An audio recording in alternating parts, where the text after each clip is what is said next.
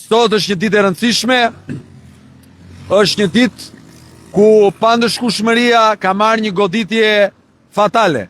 Sot nuk është vetëm rrëzimi i Belinda Baukut, si koncepti një njeriu që ka bërë dëme në këtë vend, po është rrëzimi i godinës korruptive të Edi Ramës dhe i qeverisë së tij.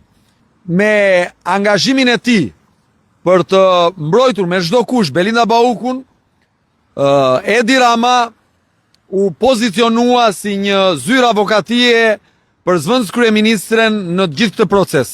Edi Rama u vendos në mbrojtje të padrejtësisë, u vendos kundër organeve të drejtësisë, u vendos kundër interesit publik dhe u dëshmua nga gjykata kushtetuese që ky njeri mori në mbrojtje kundër interesit të qytetarëve zëvendës kryeministren Belinda Bauku.